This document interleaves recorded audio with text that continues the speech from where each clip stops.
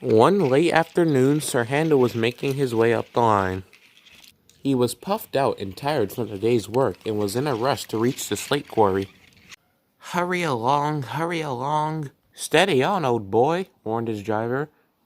Driver, I'd like to get to the quarry and have a rest as soon as possible. I've had enough work for one day. Sir Handel, in his unsteady pace, approached a small bridge. Then there was trouble. Right as Sir Handel's wheel set onto the bridge, he heard a loud creak. What the? Oh no. The driver and fireman acted quickly and Sir Handel responded with a will. With a violent shake, a rail on the bridge leaned sideways just after the brake van had crossed it. Sir Handel, who was still traveling fast, didn't see a slightly bent section of rail ahead. When he did, it was too late. He hit the bad section with a smack. The guard braked quickly. The coupling between engine and truck snapped. "Oh, help!" cried Sir Handel as he rolled alongside the track. He began to slow as his driver and fireman jumped clear. Then helplessly, he fell into the shallowest part of the river. My aching smoke box. Luckily, the trucks hadn't derailed, and Sir Handel was just being dramatic and wasn't hurt. The guard and driver both rushed off to the nearest stations while the firemen stayed. The guard ran to Glennock and the driver went to Reneus. It was the guard that reached her destination first and phoned Croven's gate. Skarloey was the only engine there and set off with a crane. Once Skarloey arrived, he found a sulking Sir Handel. "Oh, thank heaven, Skarloey, it's cold and wet in here. Any longer, my wheels will rust up." Oh, never mind, Sir Handel. Once we get you to the shed, you'll have that nice rest you wanted. Skarloey carefully and slowly crossed the bridge. And once Sir Handel was re-railed, he cautiously and slowly pulled him across the bridge and back onto firm rails. Freddy took the train onward, while Skarloey, with a drenched Sir Handel, headed back to the sheds. By the time they arrived back, the other engines were surprised to see what had happened. "Oh dear, are you alright, Sir Handel?" "Oh yes, I'm fine, just soaked." "Just to be clear, Falcon, you know you're a railway engine, not a scuba diver, right?" "Oh yes, very funny, Grandpuff." "So, what did happen up there, Sir Handel?" "Well, I was crossing the bridge when I heard a loud creaking, so I surged forward quickly in case the bridge fell, and while doing so I hit a bad piece of track and the coupling broke, sending myself rolling down the embankment." "Wait a moment, so you mean the bridge is insecure, and there's a damaged rail?" "It would seem so." Rusty gulped. "You all right, Rusty?" "Oh, yes, I'm fine. I just must be going. Gotta fix that section of the line. Goodbye." "Well then." Well, at least I get to have my rest in peace now." "Wait, Grandpuff, if the bridge is unsafe, doesn't that mean we're stuck here until further notice?" "Wait, what?" "Indeed, Peter Sam. Due to the insecurity of the bridge, you'll have to stay here until I figure out the arrangements." "Bother!" Meanwhile, Rusty scurried down the line with supplies and workmen. The diesel soon arrived at the bridge, and saw Reneus on the other side of it. "Phew, at least the damage isn't too bad, thank Godred." "Afternoon, Reneus. Is everything safe over there?" "Ah, yes indeed. There is a bumpy piece of track on this side, though." "So I hear. I'll try my hardest to fix everything." "I'm sure you'll do a great job." Reneus stared closely at Rusty. The little diesel looked worried and guilty inside. "Is everything all right, Rusty? You seem a bit tense." "Oh, nothing. Everything's fine." "Doesn't seem like it to me. Come on, tell me what's up." "Oh, well, I think that I'm responsible for this accident. Partially responsible, at least." "How do you mean, responsible?" "Well," the little diesel began. "It was a couple of days ago, when the workmen and I were patrolling the line for the inspection." We had just passed the bridge when a workman pointed out a tiny bump in the rails, an easy fix. Later on, I was making my way with the supplies when we got word from up the line that the sun had bent a piece of track near the quarry. We already had the supplies, so we set off. When we passed this bump, it was so little, and I didn't realize, and eventually forgot. Seems like that bump only got worse since then, and this is what derailed their handle. Oh, never mind, Rusty. We all forget things every now and then. Besides, you were still able to repair some lanes in that process. You have nothing to worry about. Rusty smiled, but still had lots of things in mind. It was soon night when Rusty arrived back at the sheds.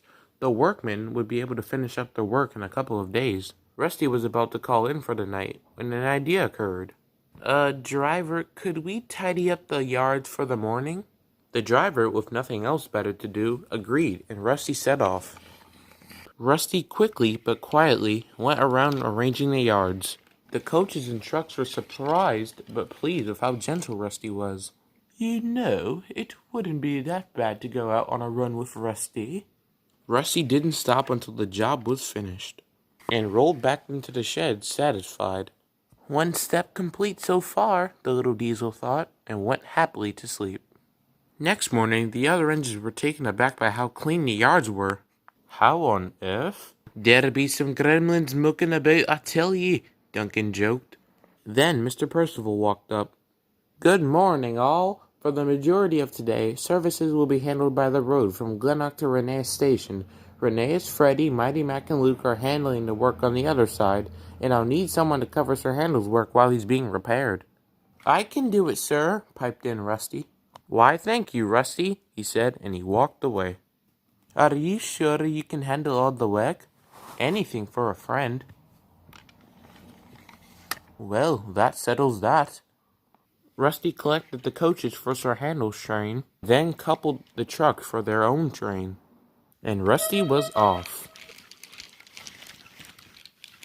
After reaching Glenrock, Rusty took up the trucks to the bridge and worked on it until being needed elsewhere. The little diesel was moving about back and forth all day doing Sir Handel's jobs as well as the maintenance.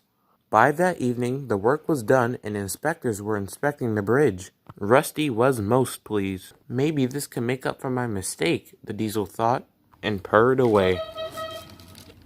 Meanwhile, Reneus was just about to depart the quarry when... Wait, Reneus! Yes, sir? What's the matter? The workmen down the line went in an engine to inspect and test the bridge. Could you do that? I'd be happy to. Reneus chortled happily down the line and soon approached the bridge. He cautiously moved on to it and was pleased to feel nothing out of place and then continued down the line. Once he reached Croven's gate, Reneus went off to rest in the sheds. When he puffed up, he found Rusty in the yard, bustling about, arranging everything. Skarloey observed the look of his friend. Rusty's been like this for the past couple of days, he said. Really? Indeed. Well, someone had to do Sir Handel's work while he was away, and Rusty volunteered. Reneus thought for a moment. Then he suddenly remembered him and Rusty's past conversation. Reneus? I think I know what's wrong, Skarloey. Reneus told Skarloey what he had heard from the previous day, and the rest of the engines too. They all felt sorry for the diesel and tried to think of ways to help. Oh, poor Rusty. The wheels of that diesel might be worn off. Duke had an idea. He whispered it to the others. That's settled then. Later, after Rusty finally came back to the sheds and fell asleep, the other engines quietly set out and got to work. The next morning, Rusty was woken up by the driver. Morning, Rusty. Time to wake up. Rusty yawned. It's a little late for the maintenance train, isn't it? Never mind that. Take a look. Rusty rolled out of the shed and was very surprised to see every little thing in order. Rusty hadn't quite finished shunting the night before and was completely confused. But what? How? I didn't finish last night. Surprise! Ho ho, surprise! So Rusty, how do you like it? I've never seen the yard so clean before. Well, we all thought you could do with a little rest. But the accident... Reneus told us everything. Rusty, no matter what you think, you work wonders on these rails, and nothing will change that. Everyone makes mistakes now and again. You have nothing to worry about. Ah, good morning, engines. I am pleased to inform you all that the line at the bridge is completely repaired, and regular schedules will soon continue. Wait, sir, who helped out with the track repair? I wasn't able to. Oh, a little blue bird happened to come along. I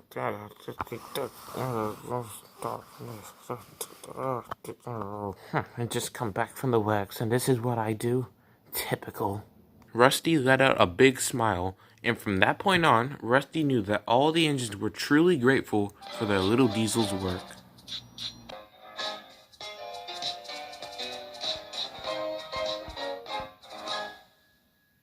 Alright, campers, I heard from an anonymous source that someone is posting cringe.